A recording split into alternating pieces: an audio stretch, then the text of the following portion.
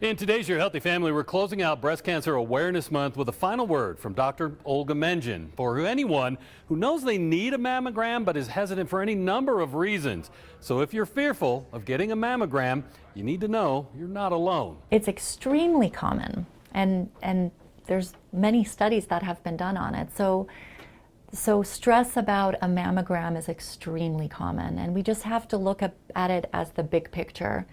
Is it stressful to go into a medical clinic? Yes, we all know that. None of us like to go in for that because we don't know what we might learn. Knowing you have breast cancer is half the battle, and for some, it's the fear of finding out that might be keeping them away. There's also the stress of, well, what then? So I got through my mammogram, what happens next? What if I get called back? So we try to tell everyone 1 in 10 women are going to be called back, because not all women's breast looks the same. Everyone has a unique pattern, and sometimes we can't see something as well as we would like. So 1 out of 10 women are going to get called back from their mammogram. The majority of those women, once we get extra images and possibly an ultrasound, they're done, okay? Just a small percentage of those women are then going to need a biopsy. But even that, the biopsies are mostly benign. So only a small percentage of women who need a biopsy will actually be diagnosed with breast cancer. And there's the fear of what is perceived as a painful procedure. We're worried that it might hurt. So I recommend to women, just try to relax as much as you can. And we have wonderful techs here. We have our mammo techs will guide you through it. They are as gentle as they can be, but they also want to get great images. So they will work with you. You will do as much as you can tolerate in terms of the compression of your breast. But it's extremely important to do some compression because we get better images and we can see more. Some may fear the radiation, which there is, but it's a very low amount. People are scared of the concept of radiation. So radiologists actually have to take a lot of physics classes, and we have to take exams on physics and specifically on radiation and how it affects people. And so we always look at imaging that uses ionizing radiation on how might it affect people long term. So mammograms and x-rays are some of the lowest radiation studies that we do. In fact, it's so little, it's a lot less than the normal background radiation that you get over the course of a year living anywhere. When we live in Colorado, we actually get more radiation because we are at high altitude, there's radon exposure, so a mammogram is essentially like a drop in the bucket, if that makes any sense. So I like to tell patients it's all about risks and benefits. So you have radiation exposure throughout your life. You get very little radiation from a mammogram, but the benefit of a mammogram is enormous. So you get all this immense benefit of screening, of early detection, of having a cancer diagnosed when it's small, and you take this teeny tiny risk of this minimal amount of radiation. The most important part of raising awareness about breast cancer and getting women to have their annual mammograms all boils down to saving lives. And the whole point of diagnosing that breast cancer is to catch it early, because early means treatable. I like to tell, in the grand scheme of your life, it's like going over a speed bump. Yes, it's not fun to go over a speed bump. You have to slow down. You don't want to jolt everyone. But in the long run, when you look back at that speed bump, that's what it was, a speed bump. So we want women to go on with their life, live a long and healthy life, enjoy their children, their grandchildren, their great-grandchildren. And when you think of it that way, one little mammogram, it's absolutely worth it. Women of color, so white women diagnosed at higher rates, but black women are more likely to have bad outcomes when it comes to being diagnosed.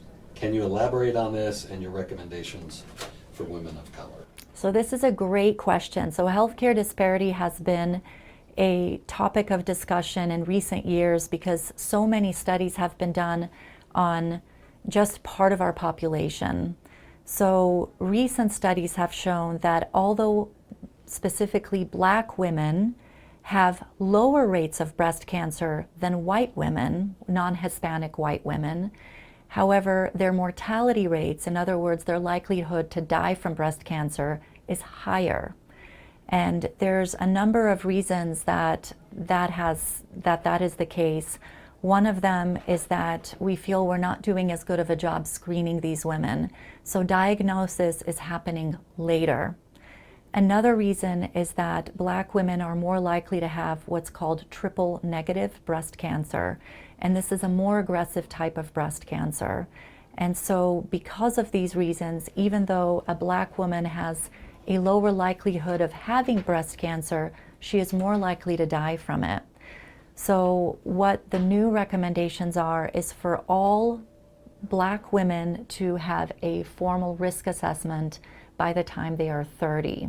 There's other groups as well that this is recommended for. Women who have Ashkenazi Jewish ancestry are also recommended to have a risk assessment earlier because of genetic factors. You've heard about thermography. Do you commonly get questions on it? So we do occasionally get questions about thermography. So thermography is an interesting concept. It essentially is an infrared image of the body, and so it gives you the surface temperature of the skin. Now for breast tissue, not all cancers are just under the surface of the skin. In fact, many of them are in the deeper tissue, because just under the surface we have our subcutaneous fat, which is a layer of tissue where we typically do not see breast cancer. We need to get into the fibroglandular tissue to see a malignancy. So thermography is not particularly helpful. In fact, it has no studies to support it as a way to identify breast cancer. So the FDA has approved thermography as an adjunct. In other words, it can be used because it does not cause any harm.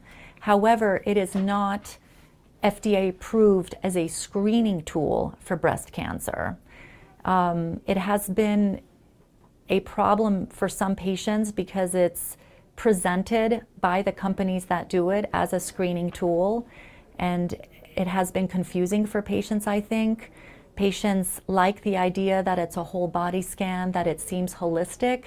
However, the FDA has put out a warning because it's so misleading. So the FDA actually has a warning against thermography because so many present it as a screening tool when in fact it is not. It can only be used as an adjunct, and that's because it is not felt to cause harm. But it does not have data to support its use for screening in any way. There are no studies to support it. Okay. So we do not recommend it. Self-breast exam. Yeah, it shouldn't replace screening.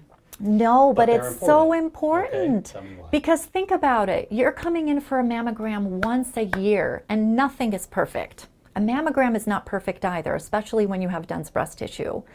So a breast exam, you're going to find things that are superficial, but you know, if you're used to doing your breast exam, you will also be used to all of your own little lumps and bumps.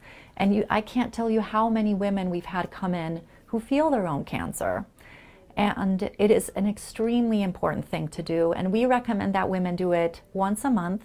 If it's a woman who's menstruating, the best time to do it is right at the end of the menstrual cycle. That's when the breast tissue is what I like to call the calmest. It is the least hormonally active. And so your breast tissue is going to be the most uniform, and you're the most likely to feel something worrisome if it's there, rather than it being obscured by all this hormonally active glandular tissue. So I recommend doing that breast exam right after the end of your period. You can even do it on the last day if that's easier, or the first day after it stops. If in a woman who is postmenopausal, pick a day. It can be the 1st of the month, the 15th of the month, and just do it every month like clockwork. It is very important as an add-on to your mammogram because you're only doing a mammogram once a year. And cancer can develop in a breast in between that annual cycle, or if you have very dense breast tissue, it might be so small at the time of screening that it will become just large enough for you to feel it sometime in between the year. For your healthy family, I'm Ira Cronin. For more health stories at DearHealthyFamily.com.